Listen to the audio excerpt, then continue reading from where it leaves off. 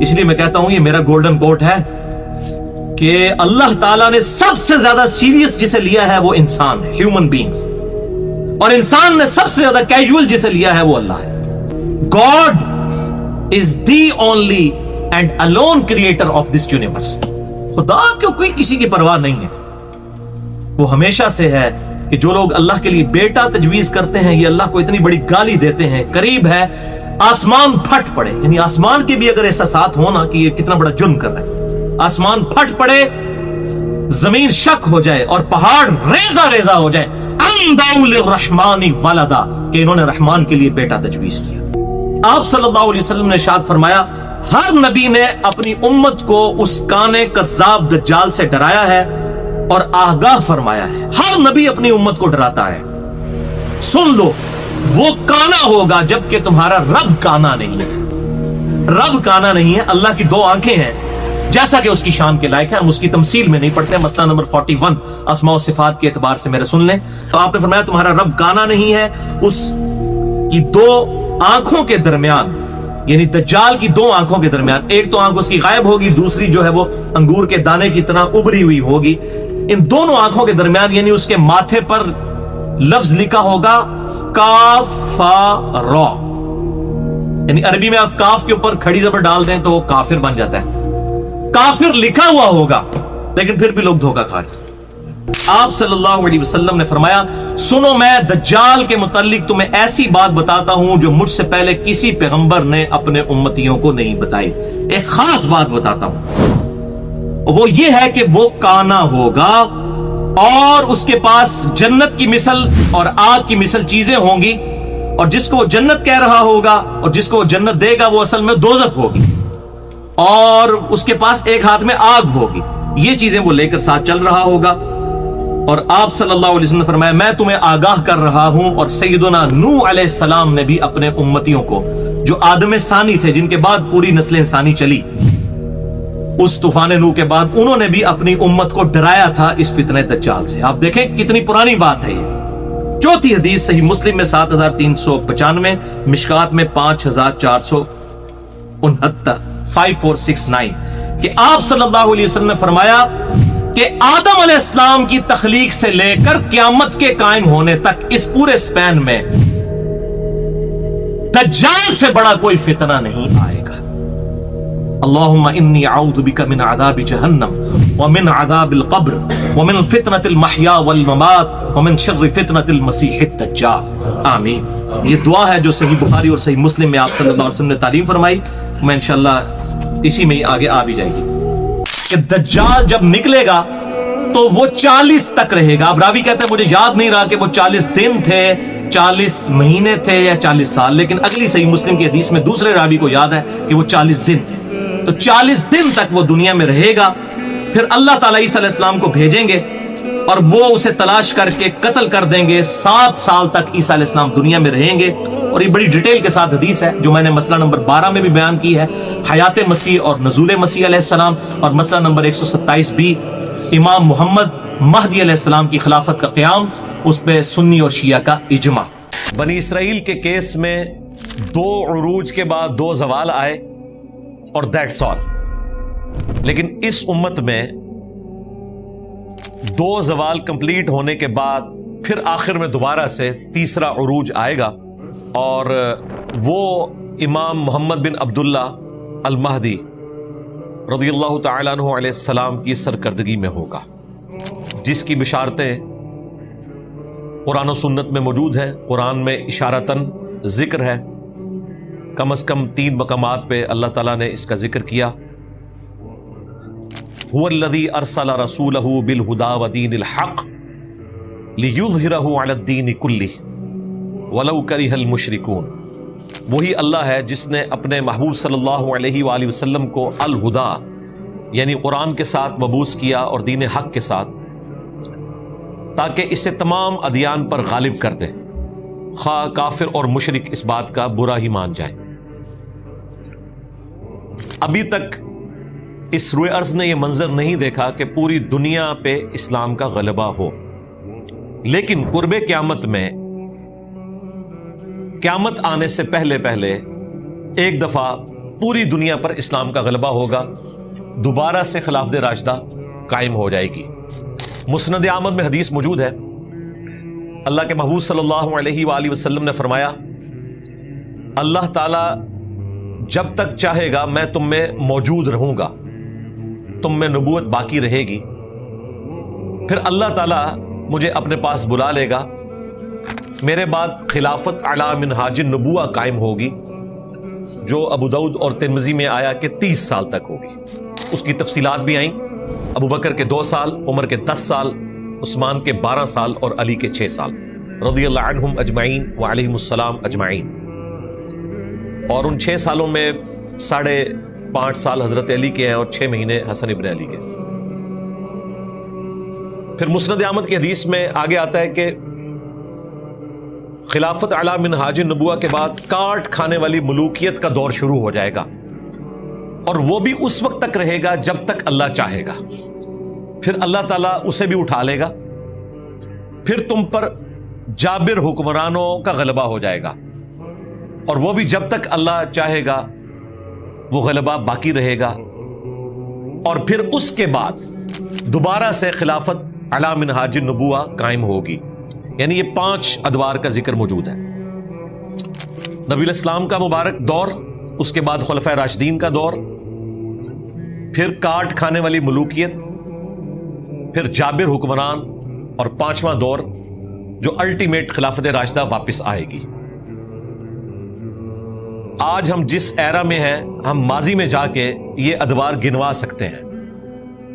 نبی الاسلام کا مبارک دور 11 ہجری میں مکمل ہوا، اس کے بعد 30 سال خلافت رہی، صلح حسن 41 ہجری میں ہوئی، ایگزیکٹلی 30 ایئرز کے بعد دوسرا دور بھی ختم ہوا۔ 41 ہجری سے بنو امیہ کی ملوکیت شروع ہوئی، کاٹ کھانے والی ملوکیت، وہ آلموسٹ 90 سال تک رہی۔ پھر دوسری صدی ہجری کے اندر بنو عباس کا غلبہ ہوا، وہ بھی کاٹ کھانے والی ملوکیت ہی تھی لیکن ایک دوسرے خاندان کی، اور وہ سلسلہ کئی سو سال تک جاری رہا،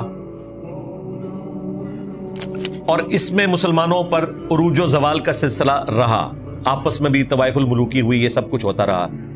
اسی دوران جو مسلمانوں پر تاتاریوں کا ایک آزمائش والا معاملہ ہوا، اس کے بعد دوبارہ سے اللہ تعالی نے غلبہ دیا عثمانیوں کے ذریعے سے، تاتاریوں نے ہی حق قبول کر لیا، اور پھر الٹیمیٹلی یہ جو ملوکیت ہے اس کا خاتمہ ہوا، اور جابر حکمران مسلمانوں کے اوپر مسلط ہوئے جو زبردستی حکمران بن گئے، یعنی کلونیل پاورز۔ کہیں پر فرینچ آ گئے، کہیں پر گریٹ برٹن نے قبضہ کر لیا، اور یہ جابر حکمران بالآخر کافی حد تک مسلمانوں سے ٹل گئے ورلڈ وار 2 کے بعد، جب مسلمانوں کے دوبارہ سے اب آلموسٹ 58 ملک بن چکے ہیں۔ ورنہ اگر آپ ورلڈ وار 1 کے قریب دیکھیں تو ایک سلطنت عثمانیہ ہی بچی تھی، وہ بھی ختم ہو گئی۔ سب کانٹیننٹ پہ تو گریٹ برٹن کا قبضہ پہلے ہی ہو چکا تھا۔ پھر آہستہ آہستہ یہ ملک بننے شروع ہوئے، انڈونیشیا، ملیشیا، مصر، یہاں پہ پاکستان، اور پھر پاکستان میں سے ہی بنگلہ دیش بھی نکلا، افغانستان بھی کافی حد تک معاملات بہتر ہوئے، ایران تو خیر پہلے بھی اس طریقے سے محکوم نہیں ہوا تھا، لیکن بہرحال انقلاب تو 1979 میں آیا۔ اس طریقے سے دوسرے جو عرب ملک ہیں وہ بھی آزاد ہوئے، افریقہ میں کتنے عرب ملک بن گئے، یعنی کلونیل پاورز کا جو ایک غلبہ تھا وہ ڈھیلا پڑا۔ اب یہ جو ایرا ہے یہ خلافت علی منہاج النبوہ جو دوبارہ قائم ہونی ہے اس کی طرف جا رہا ہے، یعنی ایک ٹرانزیشن پیریڈ ہے۔ یعنی یہ تو نہیں ہوتا کہ آپ رات کو سوئیں اور ایک ایرا ختم ہوا ہے اور دوسرا شروع ہو جائے، آہستہ آہستہ اس میں کنورٹ ہوتا ہے، اس کی طرف اب یہ معاملات رواں دواں ہے۔ اب وہ اللہ کی مرضی ہے کہ وہ 100 سال میں وہاں تک بات پہنچے، یا 500 سال میں پہنچے، یا 1000 سال میں پہنچے۔ بہرحال یہ اب آخری دور کی طرف ہم جا رہے ہیں، باقی سارے ادوار ہم دیکھ چکے ہیں۔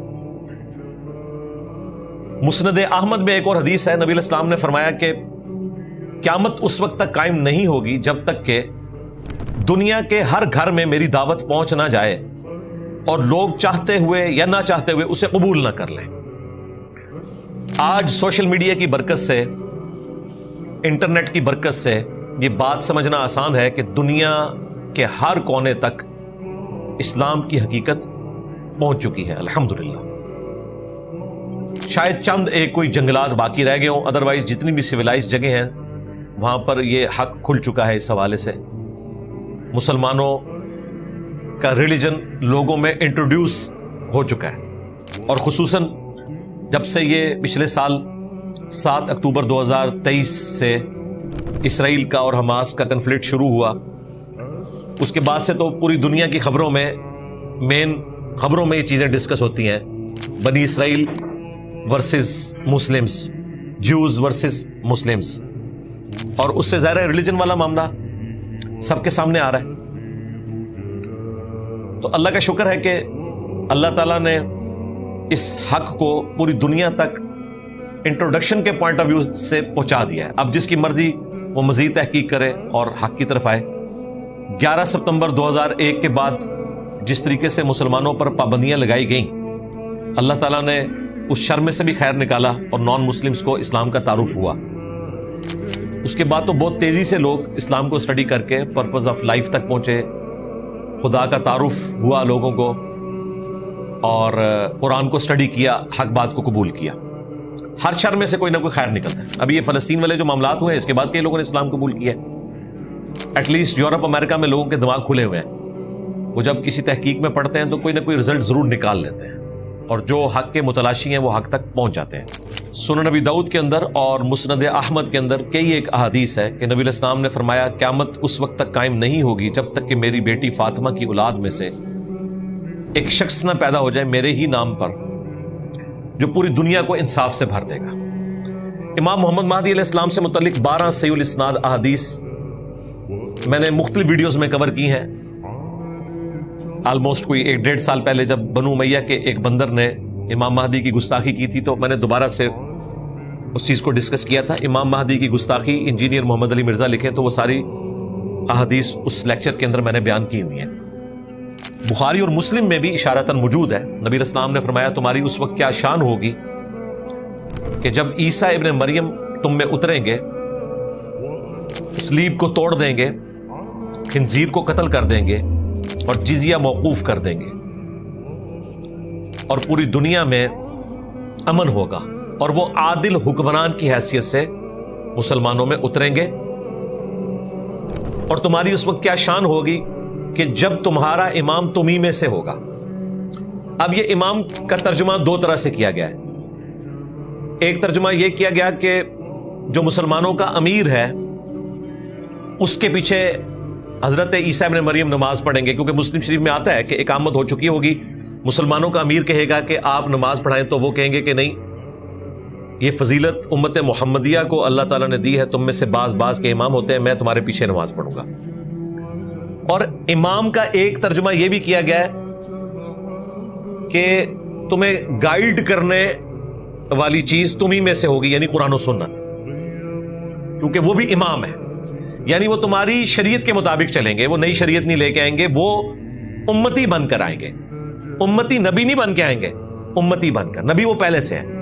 یہی دجالی دھوکہ دیا غلام احمد قادیانی نے کہ اس نے کہا کہ جب آپ لوگ بنی اسرائیل سے ایک امتی نبی ادھار لے رہے ہیں تو میں تو خود رسول اللہ کی امت سے ہوں، تو مجھے کیوں نہیں لے رہے، میری خدمات حاصل کریں۔ تو ہم نے بنی اسرائیل سے کوئی ادھار نبی نہیں لیا، وہ امتی نبی نہیں ہے، بلکہ وہ نبی پہلے سے ہیں، امتی بن کر آئیں گے، نبوت چھینی نہیں ہوگی، نبی امتی ہیں، وہ امتی نبی نہیں ہے۔ یہ الفاظ کے فرق سے اس دجل کو ایڈریس کیا جا سکتا ہے۔ تو وہ کوئی امتی نبی نہیں ہے، وہ نبی ہے جو امتی بن کر آئیں گے۔ اس امت میں وہ نبی کی حیثیت سے نہیں بلکہ دین کے مجدد کی حیثیت سے، ایک پولیٹیکل مسلمانوں کے لیڈر کی حیثیت سے آ رہے ہوں گے۔ شریعت وہی ہے، کیونکہ صحیح مسلم میں جب یہ حدیث آتی ہے نا کہ عیسیٰ ابن مریم تم میں اتریں گے اور تمہارا امام تمہیں میں سے ہوگا، مسلمانوں کا امیر نماز پڑھائے گا، عیسیٰ ابن مریم اس کے پیچھے نماز پڑھیں گے، تو آگے راوی حدیث کے الفاظ ہیں وہ تمہیں اللہ کی کتاب اور تمہارے نبی کی سنت کے مطابق چلائیں گے۔ یہ صحیح مسلم میں 394 نمبر حدیث ہے، سٹارٹ ہی میں، تو اس میں یہ مقدمہ بالکل کلیئر ہے۔ باقی عیسیٰ ابن مریم کا دنیا میں آنا، اس کے حوالے سے قرآن و سنت کے دلائل وہ میں الگ سے ویڈیوز میں ذکر کر چکا ہوں۔ قرآن کلاسز متحمل نہیں ہے کہ ہم اس کی تفصیل میں جائیں، چونکہ یہ ٹاپک اس کے ساتھ جڑا ہوا تھا کہ مسلمانوں پر تیسرا عروج آنا ہے امام محمد مہدی کے ذریعے، اور اس میں بھی جو ایک کرٹیکل ایشو ہے دجال کو قتل کرنے کا، چونکہ وہ فتنہ بہت بڑا ہوگا، اس کے لیے ایک غیر معمولی انسان کی ضرورت ہے۔ امام محمد مہدی دجال کو قتل کرنے پر غالب نہیں ہوں گے، اللہ تعالیٰ عیسیٰ ابن مریم کے ذریعے اس دجال کو قتل کروائے گا۔ اللہ چاہے تو کسی چڑیا سے بھی کروا سکتا ہے، لیکن یہ اللہ تعالیٰ نے ایک اپنا پلان بنایا ہے کہ جو جھوٹا مسیح ہے اس کو قتل کرنے والا سچا مسیح ہوگا۔ اور جوز کے اوپر اللہ تعالیٰ کی طرف سے عذاب کا آخری کوڑا عیسیٰ ابن مریم خود برسائیں گے۔ کیوں؟ جب کبھی بھی نبیوں کا انکار ہوا ہے جو رسول بن کر آتے تھے، سمپل نبی نہیں رسول، تو اللہ تعالیٰ کی طرف سے عذاب آتا تھا۔ قوم نوح کے اوپر عذاب آیا، قوم عاد پہ، قوم سمود پہ، خود ہمارے نبی علیہ السلام کے کیس میں جہاد اور قتال کے ذریعے اللہ تعالیٰ نے کفار مکہ کے اوپر اور مشرکین عرب کے اوپر اور رومنز اور پرشینز کے اوپر عذاب مسلط کیا، جو سورہ التوبہ کے اندر رپورٹ ہوا۔ کیا مسلمانوں تمہاری تلواروں کے ذریعے اللہ تعالیٰ ان پر عذاب بھیجے گا۔ عیسیٰ ابن مریم کا بھی انکار کیا تھا جیوز نے، وہاں پر اللہ تعالیٰ نے عیسیٰ ابن مریم کو تو بچا لیا، لیکن دنیا میں باقی نہیں رکھا، آسمانوں پہ اٹھا لیا۔ اگر دنیا میں وہ باقی رہتے تو وہی سنت رپیٹ ہوتی کہ صرف ان کے ساتھی بچائے جاتے، باقی سارے کے سارے جیوز تباہ کر دیے جاتے۔ یہ اللہ تعالیٰ کی سنت کا تقاضا تھا کہ کوئی دنیا میں یہودی باقی نہ رہتا، کیونکہ انہوں نے وقت پیغمبر کا انکار کیا تھا۔ نوح علیہ السلام کے مخالفین بھی تو ہزاروں میں تھے، صرف 78 بندے بچائے گئے۔ یہاں پہ بھی حضرت عیسیٰ علیہ السلام کے مخالفین نے تباہ و برباد ہونا تھا، لیکن یہاں پر اللہ تعالیٰ نے عیسیٰ ابن مریم کو بچا لیا، دنیا میں باقی نہیں رکھا، وہ دوبارہ آئیں گے قرب قیامت میں۔ دوسری طرف یہودیوں کو بھی باقی رکھا، ان پر وقتاً فوقتاً اللہ تعالیٰ نے عذاب کے کوڑے بھیجے، اور یہ بھی قرآن میں ذکر ہے کہ میں قیامت تک تم پر وقتاً فوقتاً ایسے عذاب مسلط کرتا رہوں گا، ایسے لوگ مسلط کرتا رہوں گا جو تمہیں عذاب دیتے رہیں گے، کیونکہ تم نے عیسیٰ ابن مریم کا انکار کیا۔ اب آپ سوچ رہے ہوں گے کہ یہ عیسیٰ ابن مریم کے انکار کے اوپر اللہ کا اتنا غصہ کیوں ہے؟ انکار تو اور پیغمبروں کا بھی ہوا تھا، لیکن وہ یکمشتی ختم ہو گئے ان کے مخالفین۔ یعنی یہ تو نہیں ہوا کہ نوح علیہ السلام کے مخالفین کچھ زندہ رکھے گئے ہوں، کچھ مار دیے گئے ہوں، پھر وقتاً فوقتاً ان کی نسلوں پہ بھی عذاب آتا رہے، یا قوم سمود، قوم عاد۔ یہ جیوز کے ساتھ ایسا کیا ہوا ہے کہ یکمشت اللہ نے ختم نہیں کیا اور قیامت تک عذاب آئے گا؟ یہ قرآن میں لکھا ہوا ہے۔ اس کے پیچھے ریزن یہ ہے کہ باقی سب لوگ آسمانی مذاہب کے ماننے والے نہیں تھے، بت پرست تھے۔ جیوز جو ہے نا وہ تو کلیم کرتے تھے کہ ہم پیغمبروں کے ماننے والے ہیں، ہم ابراہیمی ہیں، اس لیے انہیں سزا بڑی ملی ہے کہ تم پیغمبروں کے ماننے والے ہونے کے باوجود تم نے ہمارے اولو العزم پیغمبر عیسیٰ ابن مریم کا انکار کیا، تمہاری نسلیں بھی اب عذاب بھگتیں گی اگر وہ حق کے راستے پر نہیں آتی۔ ویسے یہ ہوا ہے کہ چند ایک خوش نصیبوں نے بعد میں حق قبول کر لیا ہے، لیکن اوورال روش ان کی آج تک وہی ہے، اس لیے وقتاً فوقتاً ان پر عذاب کے کوڑے آئے۔ ایک تو کچھ عرصے بعد ہی آ گیا، 33 عیسوی میں عیسیٰ ابن مریم کو اٹھایا گیا، 70 عیسوی میں آلموسٹ 37 ایئرز کے بعد ٹائٹس نے ان پر حملہ کیا، جو ہم نے پچھلی دفعہ ڈسکس کیا تھا، یروشلم تباہ و برباد کر دیا۔ ہیکل سلیمانی جو دوبارہ تعمیر کر لیا تھا انہوں نے حضرت عزیر علیہ السلام کے ذریعے جو عروج ملا، اس کے بعد اس دوسرے زوال کے اندر وہ ٹیمپل بھی ٹوٹ گیا جو دوبارہ بنایا تھا۔ ایک دیوار اس کی سلامت ہے، ویلنگ وال، جس کے سامنے وہ گریا کرتے ہیں، یوں کر کے تورات پڑھ رہے ہوتے ہیں، اور اب انہوں نے تیسرا ٹیمپل تعمیر کرنا ہے۔ بہرحال وہ تیسرا جب ٹیمپل تعمیر کریں گے، ان کا نظریہ ہے کہ پھر ہمارا مسیحا آئے گا، اور وہ مسیحا جس کا وہ انتظار کر رہے ہیں وہ آلموسٹ 2000 سال پہلے آ کے جا چکے ہیں، عیسیٰ ابن مریم۔ اب جب وہ دوبارہ آئیں گے نا تو وہ ان کے جعلی مسیحا کو قتل کرنے آئیں گے۔ اس لیے دیکھیں دجال کو بھی مسیح کہا جاتا ہے، مسیح الدجال، یعنی دجل والا مسایا، جھوٹا مسایا۔ اور سچے مسیح کون ہے؟ یسوع مسیح، عیسیٰ ابن مریم، وہ سچے مسیح ہیں، وہ جھوٹا مسیح ہے۔ مسیح وہ بھی ہے، وہ صحیح مسلم میں آتا ہے اس کے حکم سے آسمان بارش برسائے گا، کھیتیاں اگیں گی۔ بخاری مسلم میں آتا ہے کہ وہ لوگوں کو قتل کر کے زندہ بھی کر لے گا۔ تو کام تو وہ حضرت عیسیٰ والے کر رہا ہوگا، لیکن وہ جھوٹا مسیح، وہ آزمائش ہے مسلمانوں کے لیے۔ سچے مسیح جو ہیں وہ عیسیٰ ابن مریم ہے۔ فیصلہ کب ہوگا؟ جب عیسیٰ ابن مریم اسے قتل کریں گے، لد نامی گاؤں کے پاس نیزہ مار کے عیسیٰ ابن مریم کی سانس سے وہ پگھلے گا۔ یہ پریکٹیکلی ایک اناؤنسمنٹ ہوگی کہ سچا مسیح وہ ہے جس نے قتل کر دیا اس جھوٹے مسیح کو۔ اگر وہ مسیح سچا ہوتا تو وہ غالب آتا نا۔ دجال کا مغلوب ہو جانا عیسیٰ ابن مریم کے ہاتھوں، یہ اس بات کا ثبوت ہے کہ یہ سچے مسیح ہے، اور وہ آخری قسط ہے جو یہودیوں پر آنی ہے، اور اس قسط کا مشاہدہ خود عیسیٰ ابن مریم بھی کریں گے، تاکہ اللہ کی وہ سنت اسی طریقے سے قائم رہے کہ اللہ تعالیٰ اپنے پیغمبروں کو ان کے مخالفین کا عذاب ان کی نظروں کے سامنے دکھاتا ہے، اور وہ اللہ تعالیٰ دکھائے گا۔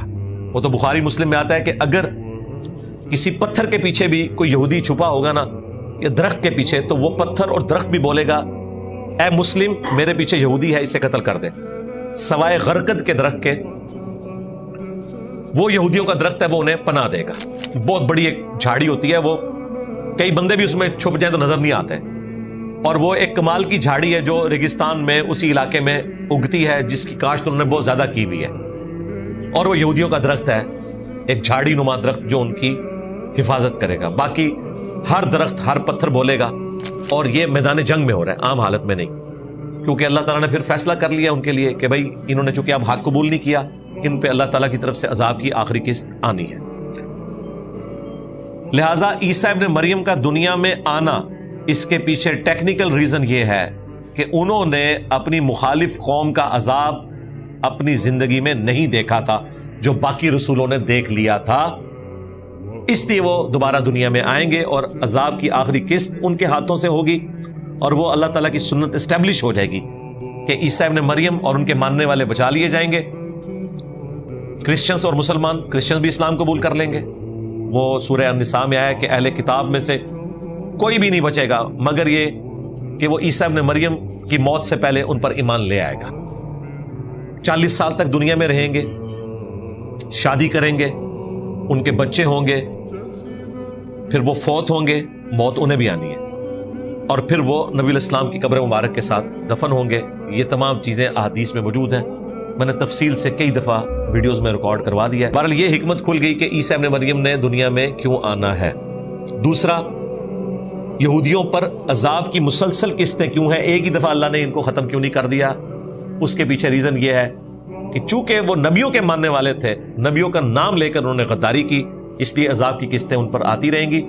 ٹائٹس نے 70 عیسوی میں کیا، اس کے بعد بھی کرسچنز نے بڑا مشکل ٹف ٹائم دیا ان کو، اور یہ پچھلی صدی میں تو ہم نے اتنی بڑی عذاب کی قسط دیکھی کہ 60 لاکھ یہودی قتل ہوئے ہٹلر کے ہاتھوں ورلڈ وار 2 کے اندر، ہولوکاسٹ جسے کہتے ہیں۔ اس میں ہٹلر کا جرم اپنی جگہ ہے، لیکن ان کے اوپر اللہ تعالیٰ کی طرف سے آزمائش آئی، اور آج بھی جو اوریجنل جیوز ہیں وہ تو ریاست اسرائیل کے بھی خلاف ہیں، وہ کہتے ہیں یہ اللہ تعالیٰ نے ہمیں عذاب دیا ہوا ہے، ہماری جب توبہ قبول ہوگی اللہ تعالیٰ خود ہمیں یروشلم کی زمین واپس کر دے گا۔ اس لیے وہ زائنسٹ موومنٹ کو صحیح نہیں سمجھتے، اس لیے آپ دیکھتے ہیں وہ جو پریکٹسنگ یہودی ہیں جن کی لمبی لمبی داڑھی ہیں بالکل اہل حدیثوں کی طرح، اور لمبے لمبے بال رکھے ہوئے ہیں انہوں نے، اور وہ کیپ پہنی ہوئی ہے انہوں نے بڑی بڑی، اور ان کے آپ دیکھیں سارے وہ دیکھنے میں لگتے ہی نہیں ہے مطلب کہ وہ مسلم ہے یا نان مسلم ہے، صرف بالوں سے پہچانے جاتے ہیں، ادروائز داڑیاں بالکل ہماری طرح ان کی نظر آ رہی ہوتی ہے، سچی داڑیاں۔ وہ سارے تو فلسطین کا جھنڈا لگا کے اسرائیل کے خلاف پروٹیسٹ کر رہے ہوتے ہیں امریکہ میں، یورپ میں، کیونکہ وہ زائنسٹ موومنٹ کے خلاف ہیں۔ وہ کہتے ہیں یہ لوگ شریعت کے خلاف چل رہے ہیں، اور کسی حد تک ان کا موقف درست ہے، کیونکہ یہودیوں نے تو حضرت موسیٰ علیہ السلام جب دنیا میں موجود تھے اس وقت جہاد نہیں کیا تھا، تو اب انہوں نے جہاد کہاں سے کرنا ہے؟ تو اس لیے وہ جہاد اور قتال والا معاملہ کر ہی نہیں سکتے۔ یہ تو کمال کی گیم کی ہے زائنسٹ موومنٹ نے کہ کس طریقے سے انہوں نے بالفور ڈکلیریشن کر کے وہ یہودی جو کئی سو سال سے یورپ میں وہ سٹیٹس گزار رہے تھے جو ہمارے پڑوسی ملک میں شودروں کا بھی نہیں، اس سے بھی کم تر، ان کی بستیاں الگ ہوتی تھیں، اور انہی بستیوں کے کارنر پہ سارے کرسچنز اپنا کوڑا کرکٹ پھینکتے تھے، اونچی اونچی دیواریں بنائی ہوئی ہوتی تھیں، ان کے اندر یہ زندگیاں گزارتے تھے، اور ان کے اوپر ضروری ہوتا تھا ہر ایک نے اپنے بازو کے اوپر ڈیوڈ سٹار وہ 6 کونوں والا لگا کے رکھنا تاکہ دور سے پتہ چل جائے کہ یہ یہودی ہے، اس سے دور رہنا ہے، اچھوت کے طور پہ ڈیل کرتے تھے انہیں اچھا نہیں سمجھتے تھے۔ اتوار والے دن تو ان پہ نکلنے پہ بھی پابندی ہوتی تھی، یعنی جو کچھ آپ کے ملک میں قادیانیوں کے ساتھ کیا جا رہا ہے نا، یہ تو شاہی کوئی نہیں جو کرسچنز نے یہودیوں کے ساتھ کیا ہے۔ آج ہم جس ایرا میں ہیں یہ ذرا آپ کو چینج نظر آ رہا ہے کہ جوز اور کرسچنز کی دوستی ہو چکی ہے مفادات کی خاطر۔ یہ پوسٹ ورلڈ وار 1 ہے، اور اس میں بھی پوسٹ ورلڈ وار 2، جس کے بعد انہوں نے ان پہ ترس کھا کے انہیں اسرائیل کی ریاست دے دی اور ایک نئی مصیبت کھڑی کر دی مسلمانوں کے لیے، جو آج تک ہم بھگت رہے ہیں، ورنہ سلوک ان کے ساتھ بہت برا ہوتا تھا۔ ظاہر ہے کہ عیسیٰ ابن مریم کرسچنز کے نزدیک خدا یا خدا کا بیٹا، اور جوز کہتے تھے یہ دجال ہے، آؤٹ آف ویڈ لاک پیدا ہوا ہے، نعوذ باللہ۔ مجھے بتائیں 180 ڈگری عقائد و نظریات ہوں، ایک شخص کو ایک پارٹی خدا مانے ہوئے ہے اور دوسری پارٹی کہہ رہی ہے کہ تو یہ عام انسان بھی نہیں ہے، یہ تو آؤٹ آف ویڈ لاک پیدا ہوا ہے، نعوذ باللہ۔ تو ان کا آپس میں اتفاق ہو ہی نہیں سکتا، یہ تو گستاخی سے بھی کوئی اگلا درجے کی کوئی چیز ہے، اس سے بھی زیادہ کوئی بری چیز ہے۔ گستاخی کا تو ورڈ ہی چھوٹا ہے، لیکن یہ مفادات کی خاطر پالیٹکس اور یہ سارا کچھ ہوا۔ پھر ظاہر ہے کہ 18ویں 19ویں اور 20ویں صدی کے اندر بیسک ہیومن رائٹس اور ڈیموکریسی اس قسم کی آوازوں کی وجہ سے پھر لوگوں نے وہ جو سخت مذہبی رویے تھے انہیں پیچھے رکھ کے تو اکوموڈیٹ کیا ایک دوسرے کو۔ یہ آج آپ کو بتایا جاتا ہے کہ دنیا کی معیشت یہودیوں کے قبضے میں ہے، دنیا کی غریب ترین قوم تھی یہ ایک راس چائلڈ، ان میں ایک بچہ سمجھدار پیدا ہوا آج سے کوئی 300-400 سال پہلے، اور اس نے کاروبار شروع کیا، ہے ایماندار تھا، کرتے کرتے بینکنگ کا نظام، پھر اس نے سب کو ساتھ ملایا، پوری دنیا کے بینک ان کے قبضے میں ہے۔ ادروائز یہ تو ایک سمجھ لیں تیسرے درجے کے جو شہری ہیں نا، ان سے بھی برا وقت یہ گزار رہے تھے اس دنیا میں، انہوں نے بہت مشکل وقت دیکھا ہے۔ آج ہمیں اتنی ان کی رونق نظر آ رہی پوری دنیا میں، دولت کے اعتبار سے بھی، شہرت کے اعتبار سے بھی، طاقت کے اعتبار سے بھی۔ یہ آلموسٹ سمجھ لیں پچھلے 100 سال کی گیم ہے جس میں یہ دنیا کی پالیٹکس میں اوپر آئے، اور دولت کے اعتبار سے بھی بمشکل 250-300 سال کی گیم ہے۔ اس سے پہلے یہ لوگ اسی طریقے سے غریب ہی تھے۔ تو یہ ساری ہسٹری معلوم ہونا ضروری ہے۔ اب اگلی آیات کے اندر اللہ تعالیٰ نے آفر دی ہے جیوز کو کہ ابھی بھی وقت باقی ہے، اگر تم توبہ کرنا چاہو تو ہم تمہیں یہ گلہ نہیں کریں گے کہ تم جونیئر مسلمان ہو اور دوسرے سینئر مسلمان ہیں۔ اللہ تعالیٰ تمہیں قبول کرنے کے لیے تیار ہے۔ وہ بیچارے سینئر ہی تھے لیکن حرکتوں کی وجہ سے جونیئر ہو گئے نا۔ سینئر تھے، جیوز سینئر مسلمان ہیں اس وقت۔ جو حضرت عیسیٰ ابن مریم کون ہے؟ بنی اسرائیل میں سے ہیں۔ ان کا انکار کر کے یہ جوز جو ہیں وہ کافر ہوئے، ادروائز انکار نہ کرتے تو سینئر ہی رہتے، اس وقت تک بھی سینئر تھے۔ جیسے ہی عیسیٰ ابن مریم کا انکار کیا، اکڑ میں آ گئے کہ یہ نوجوان لڑکا، اس کی پیروی ہم کیوں کریں۔ اتنی بڑی بڑی لمبی لمبی داڑھیوں والے لوگ بیٹھے ہوئے تھے، انہوں نے یہ نہیں دیکھا کہ بھائی وہ پیغمبر ہے، تم تو صرف علماء ہو جن کا کام پیغمبروں کی لیگیسی کو آگے لے کے چلنا ہے، اور جب پیغمبر دنیا میں آ جائے پھر تم نے لیڈرشپ چھوڑ دینی ہے، پھر مسلح آ کے پیغمبر نے سنبھالنا ہے۔ لیکن انہوں نے اپنی مسجد نہیں چھوڑی، ذلیل و خوار ہو گئے۔ نہ صرف عیسیٰ ابن مریم کے ساتھ یہ کیا، خود ہمارے محبوب علیہ السلام کے ساتھ بھی کیا۔ ادھر تو ان کے پاس اور سٹرونگ بہانہ آ گیا نا کہ نبی علیہ السلام بنی اسرائیل میں سے آئی نہیں ہے، نبی علیہ السلام تو بنو اسماعیل میں سے تھے۔ عیسیٰ ابن مریم کے کیس میں یہ بہانہ بھی نہیں تھا، وہ تو بنی اسرائیل میں سے تھے، انہیں بھی قبول نہیں کیا، نبی علیہ السلام کو بھی قبول نہیں کیا، اس لیے وہ تباہ و برباد ہو گئے۔ اب آ جائیں اس آیت کی طرف، آیت نمبر 8۔ اعوذ باللہ من الشیطان الرجیم، بسم اللہ الرحمن الرحیم۔ عسى ربکم ان یرحمکم، قریب ہے کہ تمہارا رب تم پر اب بھی رحم فرمائے۔ وَإِنْ عُدْتُمْ عُدْنَا، اگر تم نے پھر سرکشی کی تو پھر ہم تمہارے ساتھ وہی سلوک کریں گے۔ یعنی ابھی بھی ٹائم ہے، نبی علیہ السلام دنیا میں آ چکے ہیں، 2 عروج 2 زوال تم دیکھ چکے ہو، اب بھی تمہیں عروج مل سکتا ہے اگر تم حق کا راستہ اختیار کرو، لیکن ابھی بھی اگر تم باز نہ آئے تو ہم پھر لوٹیں گے. اور یہی ہوا کہ باز نہیں آئے اور پھر اللہ تعالیٰ نے مسلسل ان پر عذاب کے کوڑے برسائے جو قیامت تک برستے رہیں گے. وَجَعَلْنَا جَهَنَّمَ لِلْكَافِرِينَ حَصِيرًا، اور ہم نے بنا دیا ہے جہنم کو کافروں کے لیے قید خانہ. وَلِعَوْذُ بِاللَّهِ تَعَالَى اللَّهُمَّ أَجِرْنَا مِنَ النَّارِ. اگر وہ حق قبول کر لیتے تو اللہ تعالیٰ نے انہیں ایکسیپٹ کر لینا تھا، لیکن ایسا نہیں ہوا. ان ھذا القرآن، اگر تم نے حق قبول کرنا ہے تو بے شک یہ ہے قرآن، یہدی للتی ہی اقوم، جو کہ راستہ دکھاتا ہے وہ جو کہ بالکل سیدھا ہے. ویبشر المؤمنین، اور بشارت سناتا ہے اہل ایمان کو. الذین یعملون الصالحات، وہ اہل ایمان جو نیک اعمال کرتے ہیں. صرف ایمان لانا کافی نہیں ہے، صرف اللہ کو ماننا کافی نہیں، اللہ کی بھی ماننی ہے، نیک اعمال بھی اختیار کرنے ہیں. ان لہم اجرا کبیرا، کہ ان کے لیے بہت ہی بڑا اجر ہے. اللہم اجعلنا منہم، آمین. وان الذین لا یؤمنون بالآخرہ، اور یہ کہ جو لوگ آخرت کے دن کے اوپر ایمان نہیں لاتے، اعتدنا لہم عذابا علیما، ان کے لیے تیار کیا گیا ہے دردناک عذاب. رب کانا نہیں ہے، اللہ کی دو آنکھیں ہیں جیسا کہ اس کی شان کے لائق ہے. ہم اس کی تمثیل میں نہیں پڑھتے. یعنی دجال کی دو آنکھوں کے درمیان، ایک تو آنکھ اس کی غائب ہوگی، دوسری جو ہے وہ انگور کے دانے کی طرح ابری ہوئی ہوگی. ان دونوں آنکھوں کے درمیان یعنی اس کے ماتھے پر لفظ لکھا ہوگا کافر، یعنی عربی میں آپ کاف کے اوپر کھڑی زبر ڈال دیں تو وہ کافر بن جاتا ہے.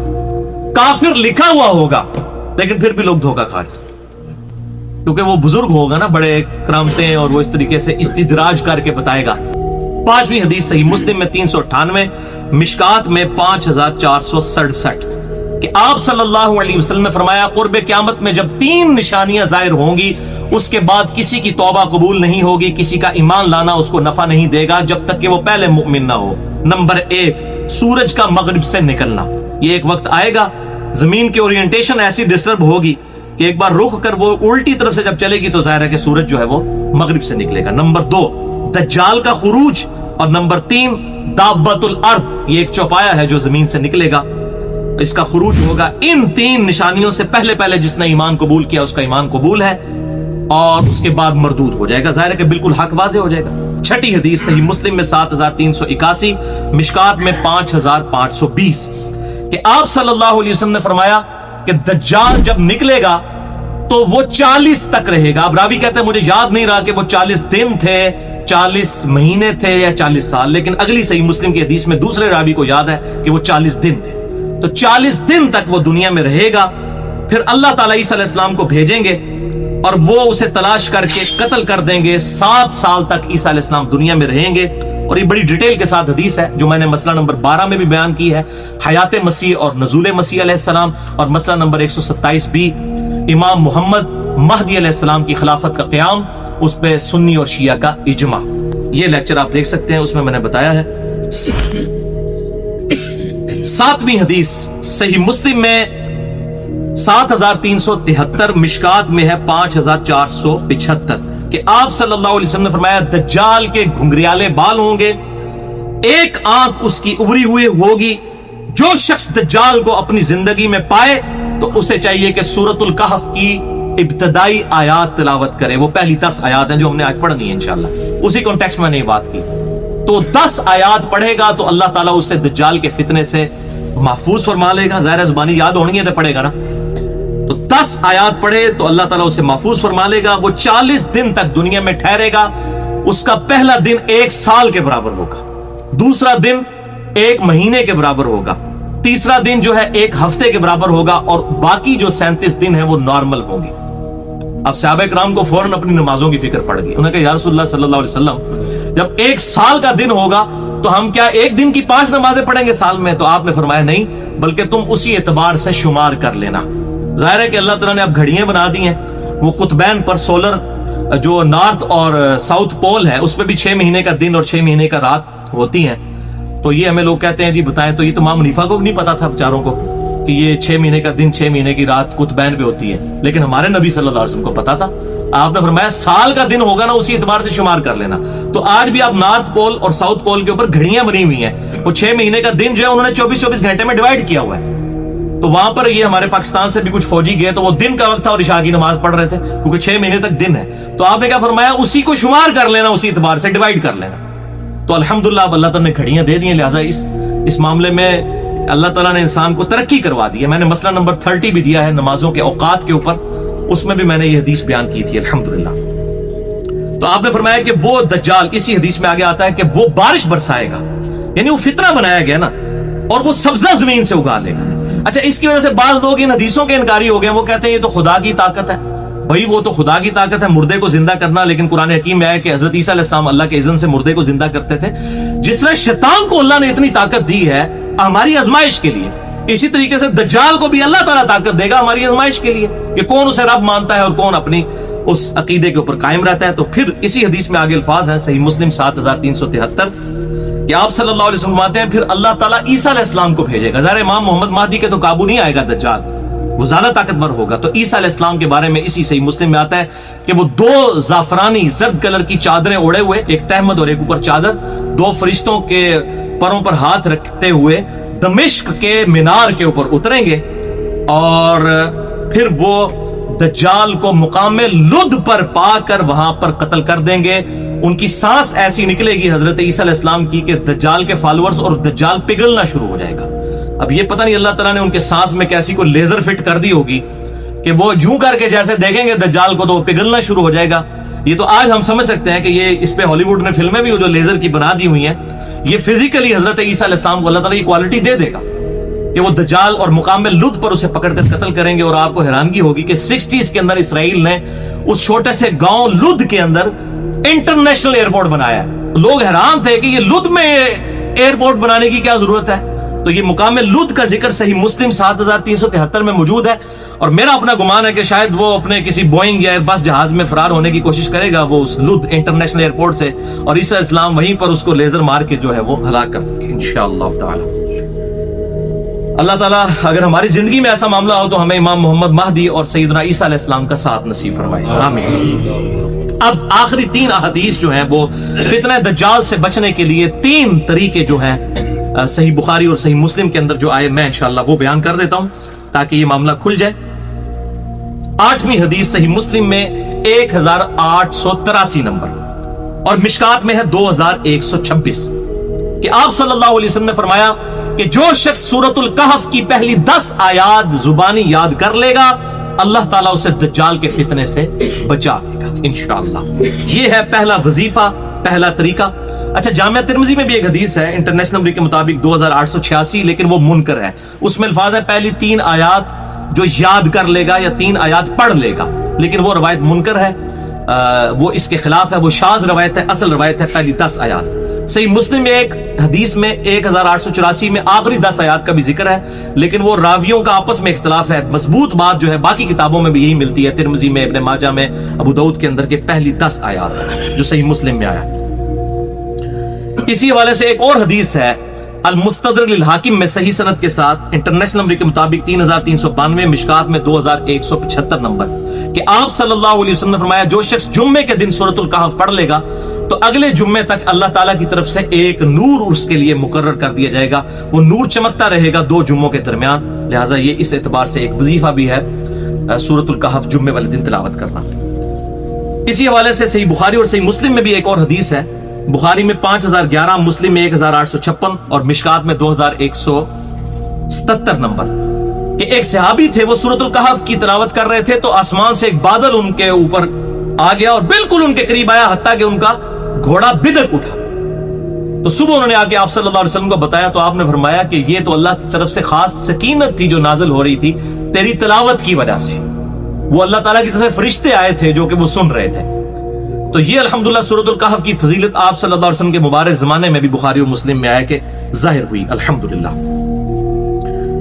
تو یہ دجال جب آئے گا تو وہی شخص پڑھ سکے گا جس نے یاد کیا ہوگا. اور مسلم ہم نے سن لی 7373 بھی 7واں نمبر جو حدیث میں نے بیان کی کہ دجال کو دیکھو تو سورۃ الکہف کی پہلی 10 آیات کی تلاوت کرو. 9ویں حدیث صحیح مسلم میں 7376 سے 7377 تک 3 احادیث ہیں، اور یہ بخاری میں بھی موجود ہے 7132، مشکات میں 5476 اور 5479، کہ آپ صلی اللہ علیہ وسلم نے فرمایا، ایک مناظرے کا ذکر کیا، ایک تو یہ مولویوں کے مناظرے ہیں نا، ایک دجال اور مومن کا مناظرہ ہوگا، بڑی ڈیٹیل اور انٹرسٹنگ حدیث ہے۔ دجال اور ایک مومن کامل کا مناظرہ ہوگا۔ جب دجال ظاہر ہوگا تو وہ مومن کامل آ کر اسے کہے گا، للکارے گا کہ تو دجال ہے، جھوٹا ہے، کذاب ہے۔ وہ کہے گا میں تو زمین سے سبزہ اگا رہا ہوں، آسمان سے بارش، اگر چاہے تو تجھے قتل کر کے میں زندہ کر لوں۔ اب یہی کوالٹیز ہے نا، تو تم مجھے خدا مان لے گا۔ وہ کہے گا کہ مجھے تو میرے نبی کی حدیث پہنچی ہے کہ تو کذاب ہے۔ اس سے یہ بات پتہ چلی کہ یہ دوسرا وظیفہ ہے دجال سے بچنے کا، کہ کتاب اللہ اور سنت کو پکڑ لیں، بزرگ بابوں کو نہیں، قرآن اور صحیح حدیث کو۔ یہ دوسرا وظیفہ ہے، یہ میں نے اجتہاد کیا ہے، دوسرا وظیفہ دجال سے بچنے کا، حدیث کو پکڑ لیں، کتاب و سنت کو پکڑ لیں، الحمدللہ۔ تو وہ کہے گا مجھے حدیث پہنچی ہے، وہ کہے گا میں کارنامے کر رہا ہوں، باقی تو سارے میری یہ استدراج دیکھ کر تو میرے پہ ایمان لا رہے ہیں، تو کیوں نہیں لائے گا؟ وہ کہے گا میرے نبی کی حدیث پہنچی ہے، میں تو ان چیزوں سے امپریس نہیں ہوتا، عظیم نہیں ہوتے الحمدللہ، جو مرضی کر کے دکھا دیں۔ اجی کہنا تواڈے مردے قبراں تو نکل آنا تاں وی 2 + 2 4 رہے گا، اور قرآن الحمدللہ حق رہے گا۔ میں نے پورا لیکچر بھی مسئلہ نمبر 131D ریکارڈ کروایا ہے کرامات کے حوالے سے۔ تو یہ کرامات نہیں ہوگی، اس کی استدراج ہوگا۔ کرامت کوئی دکھا ہی نہیں سکتا، صرف یہ ہے کہ دعا کی قبولیت ہوتی ہے، کوئی دعا کرے نیک آدمی، اللہ اس کی دعا قبول کر لے، وہ کسی کی بھی کر سکتا ہے، نیک کی بھی اور بد بھی، اس کی زیادہ کچھ نہیں ہے۔ اور اس حوالے سے جتنی یہ پلی لیتے تھے میں نے تمام چیزوں کا الحمدللہ کتاب و سنت کی روشنی میں رد کیا ہے۔ تخت بلقیس والا واقعہ ہو یا اسی طریقے سے موسیٰ اور خضر علیہ السلام والا واقعہ، وہ بڑی ڈیٹیل کے ساتھ میں نے ڈسکس کیے۔ تو بہرحال وہ کہے گا کہ مجھے تو میرے نبی کی حدیث پہنچی ہے، پھر وہ دجال اسے قتل کر کے اس کے 2 ٹکڑے کر دے گا، آرا چلوائے گا اس کے جسم کے اوپر، سر سے لے کر پاؤں تک، پھر ان 2 ٹکڑوں کے درمیان چلے گا، پھر اسے زندہ کر لے گا، کہے گا ہوں سنا۔ وہ کہے گا کہ تیرے اس عمل نے میرے ایمان میں اضافہ ہی کیا ہے، کیونکہ نبی صلی اللہ علیہ وسلم نے یہ بھی فرمایا تھا کہ وہ ایک شخص کو قتل کر کے دوبارہ زندہ کرے گا۔ میں تجھے تو خدا ماننے کے لیے تیار ہی نہیں، تو کذاب ہے الحمدللہ۔ اور آپ صلی اللہ علیہ وسلم فرماتے ہیں کہ وہ شخص روئے ارض پر سب سے بہترین مومن ہوگا، وہ شخص بہت بڑا مومن، سب سے بہترین مومن ہوگا جو اس طرح دجال کو للکارے گا، الحمدللہ۔ بال وہ بزرگ بابوں کا ماننے والا نہیں ہوگا، ہوگا کتاب و سنت کا ماننے والا، کوئی آؤٹ سپوکن کوئی اس طرح کا ہی بندہ ہوگا۔ اچھا، اس کے اسی طریق میں جو ہے وہ صحیح مسلم میں 5400 جو 7375 ہے، اس میں آگے الفاظ ہیں کہ ابو اسحاق کہتے ہیں، امام مسلم کے شاگرد جنہوں نے صحیح مسلم ان سے نقل کی ہے، کہ وہ کہتے ہیں قال ابو اسحاق کہتے ہیں یقال، کہ کہا جاتا ہے ھذا الرجل ان ھذا الرجل وہ خضر علیہ السلام، کہ وہ جو مرد ہوگا وہ خضر علیہ السلام ہوں گے۔ اور اس سے انہوں نے کہا جی خضر علیہ السلام زندہ، وہ بالکل جعلی بات ہے۔ وہ تو انہوں نے کہا کہ سنا کے سننی ٹنی، پڑھا کے سننی بڑھو، سنا کے سننی ٹنی، اسی پڑھا کے سننی ہے الحمدللہ۔ تو لوگوں میں یہ چیز مشہور ہے، ذرا خضر کو تو کہیں بھی فٹ کر دیتے ہیں نا، تو لوگوں میں مشہور ہے، لوگوں میں تو بہت کچھ مشہور ہے۔ 8 ضعیف روایتیں آتی ہیں کہ نبی صلی اللہ علیہ وسلم کی مبارک زبان پر بتوں کی تعریف جاری ہو گئی تھی، نعوذ باللہ۔ جو کہتے ہیں نا ضعیف جمع ضعیف برابر ہے صحیح، تو یہ 8 نے اس قسم کی اور بڑی بےہودہ قسم کی روایتیں ہیں۔ میرا مسئلہ نمبر 36 سن لیں، ضعیف الاسناد اور من گھڑت احادیث کے فتنے کا تحقیقی جائزہ۔ تو بہرحال یہ بالکل جعلی بات ہے، وہ انہوں نے کہا کہ صرف مشہور ہے۔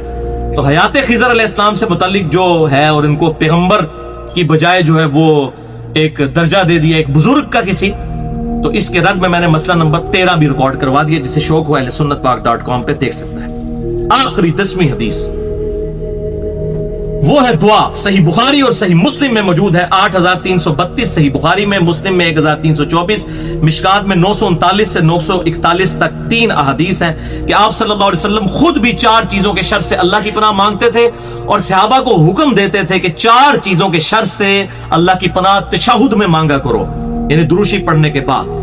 اللہم انی اعوذ بک من عذاب جہنم، واعوذ بک من عذاب القبر، واعوذ بک من فتنۃ المحیا والممات، ومن شر فتنۃ المسیح الدجال، یعنی میں پناہ مانگتا ہوں عذاب جہنم، عذاب جو قبر، اور زندگی اور موت کا فتنہ، اور دجال کا فتنہ۔ اس کے لیے مختلف الفاظ ہیں تھوڑے بہت فرق سے، لیکن یہ 4 اس میں چیزیں موجود ہیں۔ ان 4 چیزوں کے شر سے اللہ تعالیٰ کی پناہ طلب کی جائے۔ اور صحیح مسلم میں 1333 نمبر حدیث ہے کہ امام طاؤس تابعی کا قول امام مسلم نے نقل کیا ہے کہ انہوں نے اپنے بیٹے کے بارے میں سنا کہ اس نے تشہد میں یہ دعا نہیں پڑھی، اللہم انی اعوذ بک من عذاب جہنم ومن عذاب القبر ومن فتنۃ المحیا والممات ومن شر فتنۃ المسیح الدجال، تو انہوں نے اپنے بیٹے سے کہا کہ نماز دوبارہ پڑھ، کیونکہ اللہ کے نبی اس کا حکم دیتے تھے۔ اب یہ دعا اتنی امپورٹنٹ ہے، آپ صلی اللہ علیہ وسلم نے اس کا حکم دیا ہے، لہٰذا یہ دعا یاد کریں۔ باقی بھی جتنی مانگے ہیں، رب اجعلنی مانگے، ربنا آتنا فی الدنیا، جتنی مانگے، لیکن یہ 4 چیزوں سے اللہ تعالیٰ کی پناہ حاصل کرنے کے لیے دعا ضرور مانگیں۔ یہ تیسرا طریقہ ہے دجال کے فتنے سے بچنے کا، یہ دعا ہے۔ الحمدللہ اب ہم اپنی وہ 10 آیات ڈسکس کر لیتے ہیں انشاءاللہ تعالی، لیکن ایک دفعہ تفصیل میں جانے سے پہلے درود شریف پڑھ لیجئے۔ اللہم صلی علی محمد وعلی آل محمد کما صلیت علی ابراہیم وعلی آل ابراہیم انک حمید مجید، اللہم بارک علی محمد وعلی آل محمد کما بارکت علی ابراہیم وعلی آل ابراہیم انک حمید مجید۔ سورۃ الکہف کی پہلی 10 آیات جس پہ الحمدللہ تقریباً 50 منٹ تمہیدی گفتگو ہو چکی ہے۔ اعوذ باللہ من الشیطان الرجیم، بسم اللہ الرحمن الرحیم۔ الحمدللہ الذی انزل علی عبدہ الکتاب، کل تعریف اس ذات کے لیے ہے، اس اللہ کے لیے جس نے اپنے بندہ خاص پر الکتاب یعنی فائنل ٹیسٹمنٹ، نیو ٹیسٹمنٹ اور اولڈ ٹیسٹمنٹ کے بعد اب یہ فائنل ٹیسٹمنٹ نازل کیا ہے۔ وَلَمْ يَجْعَلْ لَهُ عِوَجًا، اور اس نے اس میں کجی، کوئی کمزوری نہیں رکھی اس کتاب کے اندر، بڑی پرفیکٹ کتاب ہے۔ اچھا، بڑی امپورٹنٹ بات ہے، سورہ بنی اسرائیل کی آخری آیت میں آیا تھا وَقُلِ الْحَمْدُ لِلَّهِ الَّذِي لَمْ يَتَّخِذْ وَلَدًا، اے نبی حمد بیان کیجئے اس اللہ کی جس نے کوئی بیٹا تجویز نہیں کیا، اور اسی آیت کے اوپر عمل ہوا ہے اگلی سورت کے آغاز میں کہ تمام تعریفیں اس اللہ کے لیے ہیں جس نے اپنے بندے خاص پر یہ کتاب نازل کی اور اس میں کوئی کمزوری نہیں رکھی۔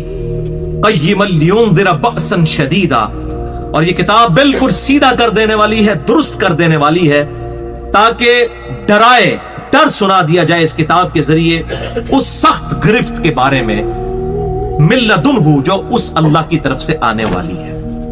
ایک تو تعویل خاص کے اعتبار سے یہ بڑی گرفت ہے جو قیامت کی ہے، لیکن چونکہ اس صورت کا تعلق اس دجالی نظام کے ساتھ ہے، لہذا بعض علماء اس طرف بھی گئے کہ یہ باسن شدیدہ جو ہے، یہ بڑی جو ایک بہت بڑا فتنہ آنے والا ہے، آزمائش آنے والی ہے، بہت بڑی پکڑ، اس سے مراد فتنہ دجال بھی ہے۔ تعویل عام میں یہ تفسیر کی جا سکتی ہے۔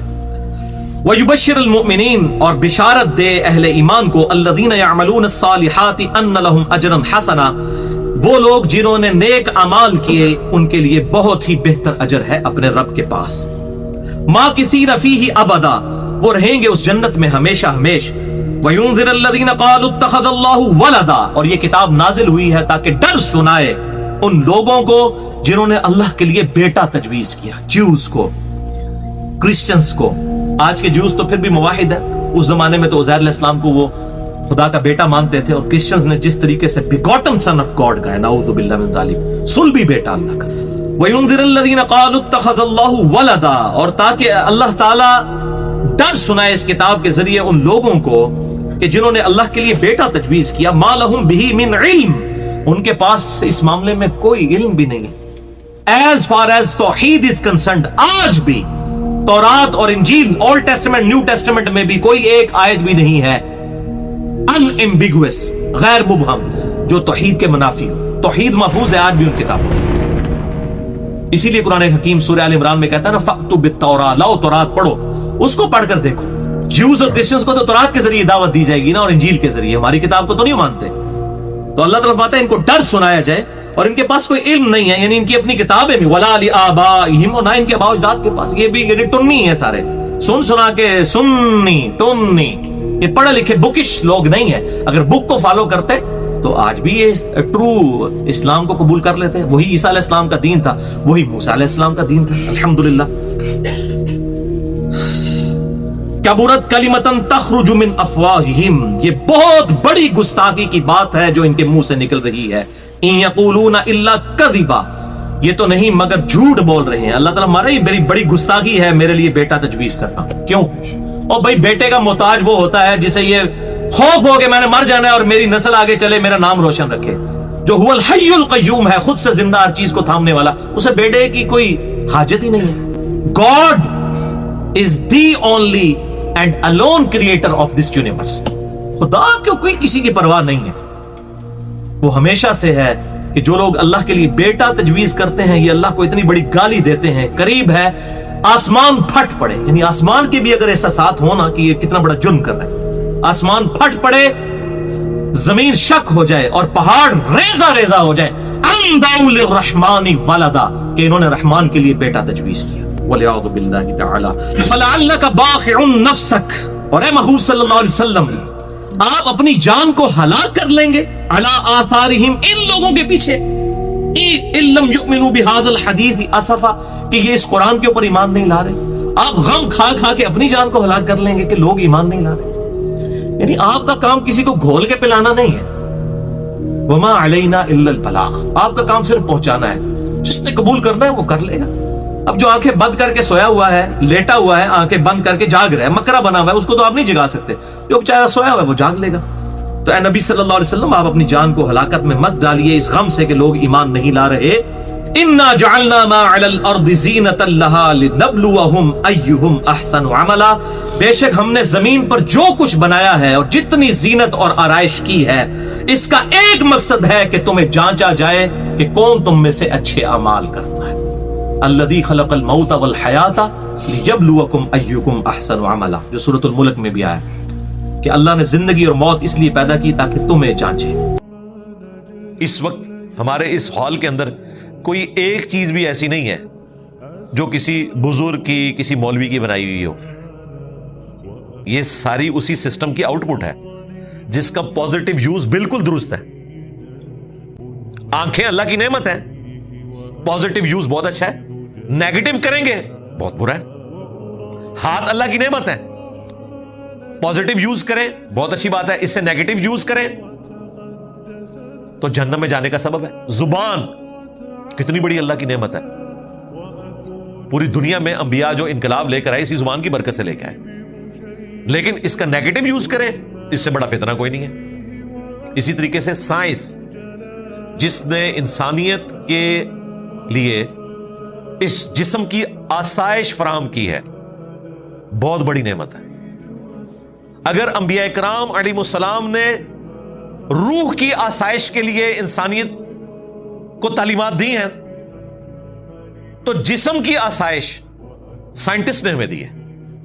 इस हॉल में आपको ये एक चीज बताएं, वीडियो कैमरा हो, ये कॉलर माइक हो, हमारे कपड़े हो, हमारी घड़ी हो, ये लाइटिंग हो, ये कालीन हो, एयर कंडीशन हो, कोई एक चीज बताएं, इवन ये जो कुरान प्रिंट हुए हुए बुखारी मुस्लिम, सब साइंस की बरकत है।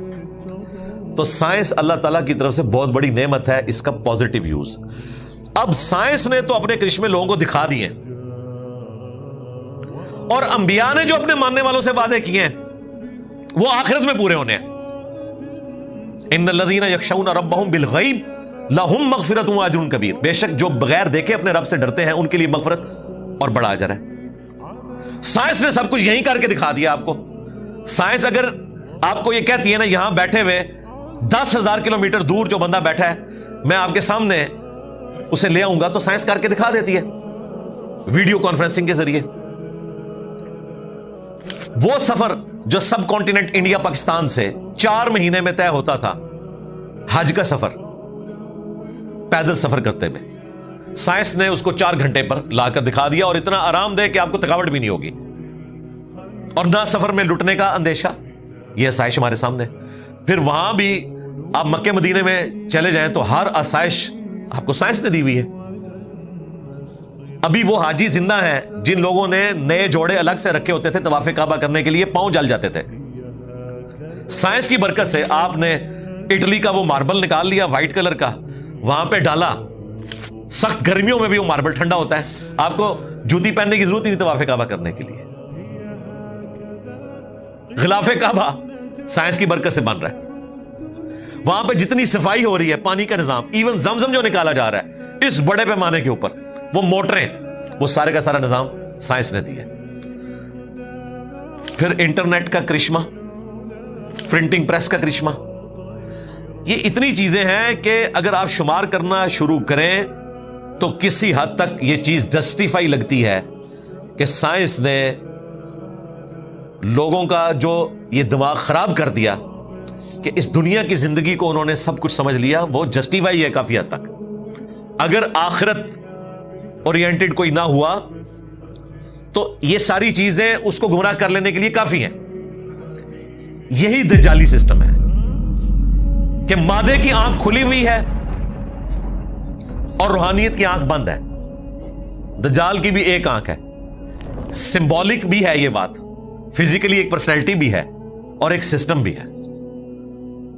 ہم سائنس کے مخالف نہیں ہیں، ہم نہیں کہتے کہ جی وہ دجال کی بائیں آنکھ جو ہے وہ یوں ہے تو دائیں والی یوں ہو جائے، یا دائیں ہے تو بائیں ہو جائے۔ ہم کہتے ہیں دونوں آنکھیں چاہیے، ہمیں ریویلڈ نالج بھی چاہیے، وہی کا علم بھی، اور ایکوائرڈ نالج بھی، سائنس کا علم بھی۔ ان دونوں کو ملا کر انسانیت کی بہتری ہوگی۔ روح کی غذا انبیاء پرووائڈ کرتے ہیں اور جسم کی غذا، آسائش ہمیں سائنس پرووائڈ کر رہی ہے۔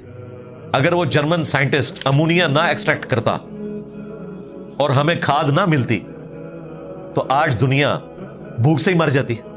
آج سے 100 سال پہلے دنیا کی آبادی آلموسٹ 1 ارب تھی، آج 8 ارب ہو چکی ہے۔ اگر زمین وہی کچھ پیدا کر رہی ہوتی تو یہ 7 ارب لوگ تو بھوکے مر جاتے۔ آج مشینیں نہ ہوتی تو انسان ننگے پاؤں پھرتے، کتنے موچی آپ لے کر آتے جو آپ کی جوتیاں بناتے۔ تو یہ سائنس نے سب کچھ کر کے دکھایا آپ کو، اس لیے پھر لوگ اسی کے اندر گم ہو جاتے ہیں اور اسی کو سب کچھ سمجھ لیتے ہیں۔ یہ دنیا کا فتنہ ہے جس میں آپ مبتلا ہو رہے ہیں۔ دنیا ہماری ضرورت ہے لیکن اپنے اوپر سوار نہیں کرنی۔ اس کو آپ مثال سے سمجھیں، کشتی نے پانی پہ ہی چلنا ہے، پانی اس کی ضرورت ہے لیکن پانی کشتی کے اندر نہیں آنا چاہیے۔ سائنس ہماری ضرورت ہے، دنیا کی آسائشیں ہماری ضرورت ہیں، لیکن اس کو ہم اپنے اوپر اتنا سوار نہ کریں کہ ہماری کشتی ڈوب جائے اور آخرت بھی برباد ہو جائے۔ تو اس کو بیلنس کر کے چلیں۔ جو مولوی بالکل دنیا کی مذمت کے اوپر بات کرتے ہیں، ان کے رہن سہن میں کوئی بھی دنیا کی ایسی آسائش نہیں ہے جو انہوں نے خود چھوڑی ہوئی ہو، تو وہ تقریر کرتے ہوئے تو اچھے نہیں لگتے نا۔ میں اگر یہ باتیں کر رہا ہوں تو میں اچھا لگتا ہوں کہ میں نے سبسسٹنس لیول کے اوپر چیزیں حاصل کی ہیں دنیا سے، لیکن اپنی آسائش کو اس لیول پہ نہیں لے کے گیا کہ اپنی آخرت ہی برباد کر لوں۔ تو آپ کو یہ باتیں سننے کو ملیں گی، دجالی نظام، اور 24 گھنٹے اس کا نفع حاصل کر رہے ہیں، واٹس ایپ کی شکل میں، اسمارٹ فون کی شکل میں، ایئر فلائٹس کی شکل میں، ٹورز کی شکل میں، بڑی بڑی گاڑیوں کی شکل میں۔ کون سا فائدہ جو ان لوگوں نے حاصل نہیں کیا؟ تو یہ مکمل طور پر سائنس کی برکات کو آپ کنڈیم نہیں کریں گے، یہ اللہ تعالیٰ کی طرف سے نعمتیں ہیں جو اللہ تعالیٰ نے عطا کی ہیں انسانیت کو۔ کل یوم ہوا فی شان، ہر آنے والا دن اللہ تعالیٰ کی نئی شان لوگوں کے سامنے لے کر آ رہا ہے۔ آج سولر انرجی نے دنیا کی کایا کلب کر دی ہے۔ دنیا پریشان تھی کہ 2050 تک پیٹرول ختم ہو جائے گا زمین سے، پھر ہم کیا کریں گے؟ آج کہہ رہے ہیں نہیں جی 2050 نہیں، 2030 میں ہی ختم کر دیں، سولر انرجی زیادہ بہتر ہے۔ پیٹرول کے یوز سے تو ہوا جو ہے وہ خراب ہو رہی ہے، آب و ہوا ساری برباد ہو گئی ہے، اسموگ آ گئی ہے، سب کچھ۔ اب اللہ تعالیٰ نے آپ کو وہ انرجی دی ہے جو ختم ہی نہیں ہونی، سورج کی انرجی، رینیویبل انرجی سے کہا جاتا ہے، یہ ختم نہیں ہونے والی۔ دوسری ہے نان رینیویبل انرجی، جو دوبارہ آپ پروڈیوس نہیں کر سکتے، جیسا کہ تیل ہے، ختم ہو جائے گا۔ سولر انرجی ختم نہیں ہوگی، ونڈ انرجی ختم نہیں ہوگی، اور جب یہ ختم ہوگی نا اس وقت انسانیت ہی ختم ہو جائے گی، کیونکہ سورج ختم ہو گیا تو دنیا ختم۔ غوث وقت نے دنیا نہیں سنبھالی ہوئی ہے، سورج نے سنبھالی ہوئی ہے، اور سورج کو پتہ بھی نہیں کہ اس نے دنیا سنبھالی ہوئی ہے، خدا نے سنبھالی ہوئی ہے۔ یہ اللہ تعالیٰ نے اسباب بنائے ہیں، سورج کی وجہ سے مخلوقات اس پلینٹ ارتھ پہ زندہ ہیں، پودے اپنی خوراک تیار کرتے ہیں، پودوں کو ہم کھاتے ہیں، جانور کھاتے ہیں، جانوروں کو ہم کھاتے ہیں۔ یہ پورے کا پورا سارا نظام سورج کی وجہ سے، ہواؤں کا چلنا، موسموں کا بدلنا، بادلوں کی شکل میں بارش کا ٹرانسفر ہونا، گلیشیئرز کی فارم میں برف کا وہاں پر برسنا، اور پھر وہ سورج کی طرف سے پگھلنا، اوپر دریاؤں کا چلنا، زمین کے نیچے دریاؤں کا چلنا. اللہ اکبر کبیرہ والحمدللہ کثیرہ وسبحان اللہ بکرۃ واصیلا. تو اس چیز نے لوگوں کو پھر فتنے میں مبتلا کر دیا کہ جی سائنس نے تو سب کچھ کر کے دکھا دیا ہے، انبیاء تو صرف وعدے کر کے گئے ہیں. لیکن جو اس سائنس کے ذریعے خدا اورینٹڈ ہو جاتے ہیں انہیں پتا چل جاتا ہے کہ یہ کائنات جس نے بنائی ہے تو بنا کے چھوڑ نہیں دی. اس میں جو ہارمنی ہے وہ کلیئر کٹ اشارہ کرتی ہے ایک مقصد کے تحت بنی ہے، اور وہ مقصد کیا ہے اسے انبیاء بتاتے ہیں. وہ اگر کلیم کرتے ہیں کہ یہ دنیا کی زندگی عارضی ہے، اس سے نفع اٹھاؤ، یہ حدود اللہ ہیں انہیں نہیں توڑنا، آخرت کی تیاری کرنی ہے. اس لیے سورۃ الکہف کے حوالے سے جو دجال کا فتنہ جڑا ہوا ہے وہ اس فارم میں ہے، نہ کہ یہ ہے کہ وہ 5 ریڈ ہائفر اسرائیل نے منگوا لی اور ادھر دنیا پریشان ہوگی کہ جی وہ دجال نکلنے والا ہے. کیوں نہیں؟ اسرائیل نے 5 وہ سر گائے منگوا لی ہیں. یعنی قرآن و حدیث کوئی نہیں پڑھتا، اسرائیل گائے منگوا لے، ان کو ٹینشن پڑ جاتی ہے دجال کہیں نکل ہی نہ آئے. قرآن و سنت کے اوپر کوئی عقیدہ نہیں ہے. جو کوئی باہر سے بات سنتے ہیں اس کے پیچھے چلنا شروع کر دیتے ہیں. تو یہ مرکزی ٹاپک ہے.